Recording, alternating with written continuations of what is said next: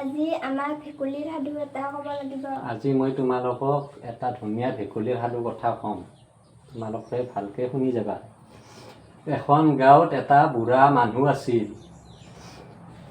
সিহঁত অপুত্ৰক আৰু বৰ দুখীয়া আছিল।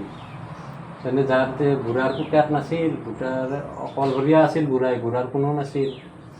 এদিন গঞা মানুহে মাছ ধৰিবলৈ বুলি পল তাৰপিছত জুলকি লৈ উকিয়াই ওলালত বুঢ়া বুঢ়ীৰো গা উঠিল। মানে লগৰ গাঁৱৰ মানুহে একদিন পল তাৰপিছত জাকে এইবিলাক লৈ মাছ মাৰিব যাওঁতে বুঢ়া আৰু বুঢ়ীৰো গা উঠিল, মানে ইচ্ছা গ'ল মাছ মাৰিব।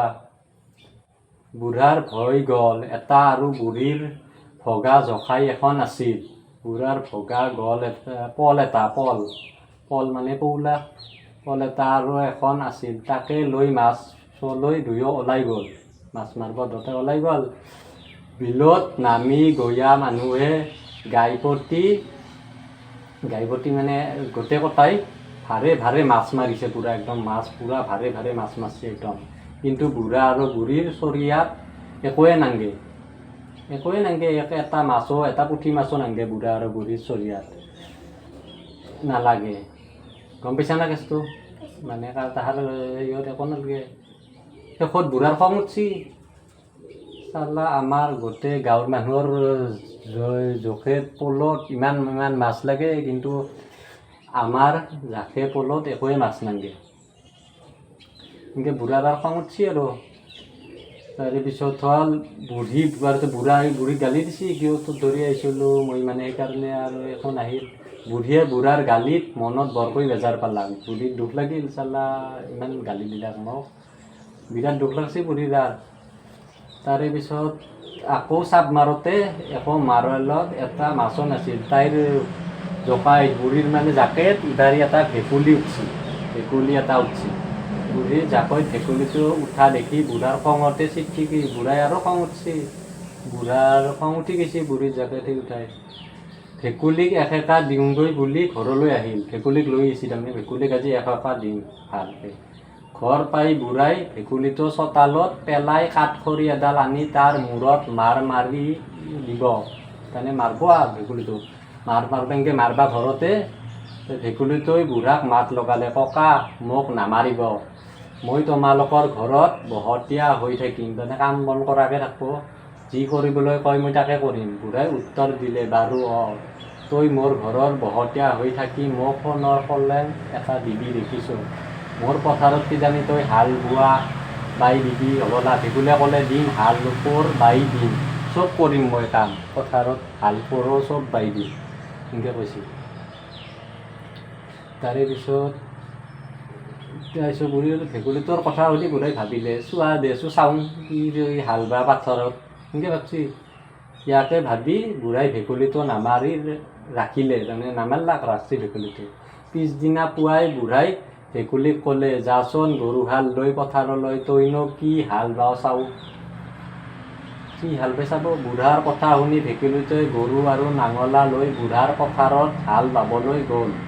সেইদিনা ভেকুলীয়ে খুব হাল বালে আৰু হাল বাই অতাই আনি আলি দিবলৈ লাগিল। ভেকুলী পূৰা হাল বাই আলি দিবা হৈছে। এনেতে এক ৰজাই চহৰ ফুৰিবলৈ আহিছিল।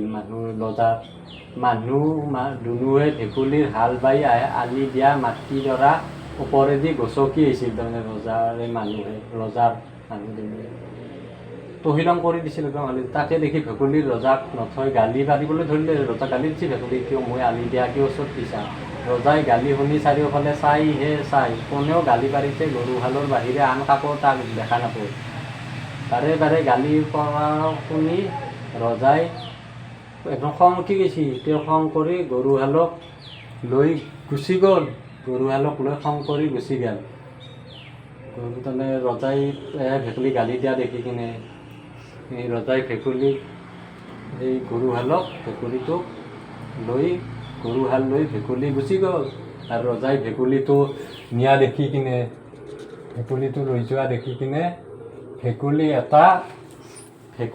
যোৱা দেখি কিনে ভেকুলীয়ে এই কাণ্ড দেখি লাহেকৈ বোকাৰ তলৰ পৰা ওলাই উঠি বুঢ়াৰ ঘৰলৈ উভতি আহি বুঢ়া বুঢ়ীৰ সকলো কলত বুঢ়া বুঢ়ী বেজাৰ লাগিল, ইনকে লৈ গ'ল গৰুহাল।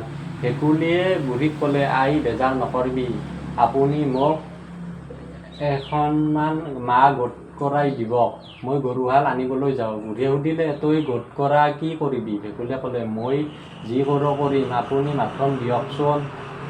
দিবা দিছি গোট কৰা। একো চিন্তা নকৰি বুঢ়াই ক'লে, নালাগে বোপাই, তই গৰু আনিবলৈ যাব ৰজাৰ সৈতে বিবাদ কৰি তই একো কৰিব নোৱাৰ, মৰাহে পৰিবি। মই মৰকীয়াকৈ গৰু আনি যি পাৰোঁ খেতি কৰিম, তই নেলাগে যা বোপাই। কিন্তু ভেকুলীয়ে একোতে শান্ত নহয়। যাবলৈ ওলোৱা দেখি শেষত বুঢ়ীয়ে তাক এখনমান গোট কৰাই ভাজি দিলে। সি তাকে লৈ ওলাই গ'ল। ভেকুলীয়ে জলঙাত মাহ গোট কৰাই একোমুঠি খাই এইবুলি বাটে বাটে গাবলৈ ধৰিলে, মাহে গোট কৰা খাওঁ, বাটে বাটে যাওঁ, মোৰ লগত যাই আহে তাকো এগাল দিওঁ। ভেকুলীৰ কথা শুনি মহ গোট কৰাই খোৱাৰ লোভত অনেক আহিল, মহ অনেক, বাঘ আহিল, ভেকুলীৰ সিংহ আহিল, বনৰীয়া জীৱ জন্তু মৌ বৰল চব আহি গ'ল। লগে লগে ভেকুলীয়ে সকলোকে একোগালকৈ মাহ খাবা দিলা, গোট কৰাই খাই। তাৰে পিছত গোটেই ঘটনাটো সিহঁতক ক'লাক, ভাঙি পিটি মাহ গৰু সিংহ এইগিলাখনক ক'লাক, ভাঙি পিটি মহ বৰল এইগিলাখনক। তাৰপিছত হ'ল সিহঁতৰ আগত ভাঙি ক'লে, তাৰপিছত সেই ভেকুলীৰ কথা শুনি ৰজাৰ সৈতে যুঁজ দিবলৈ ভেকুলীৰ লগতে সিহঁতো গ'ল। ভেকুলীয়ে আটাইবোৰৰ সৈতে মাটিৰ ধূলি উৰাই পুৰা গুজৰি গুমৰি ৰজাৰ পদূলি পাই ৰজাক কৈ পঠিয়ালে। ৰজাক ক'লাক তাৰমানে যে ৰজাই মোৰ গৰু উভতাই দিব নে মোৰ সৈতে যুঁজ দিব, সেনেকৈ ক'লাক। মোৰ গৰু উভতাই দিব নে মোৰ সৈতে যুঁজবি নেকি ৰজাই, সেনেকৈ ক'লাক। সেনেকৈ ক'লাক। ৰজাই যুঁজহে দিব বুলি ক'লত ৰজাৰ সৈন্যৰ সৈতে ভেকুলীৰ সৈন্যৰ পূৰা ঘোৰ ৰণ লাগিল। ৰজাটো ভেকুলীৰ সৈন্যটো একদম তাকত দৰ, হাতী ঘোঁৰা সিংহ চব আহিছিল।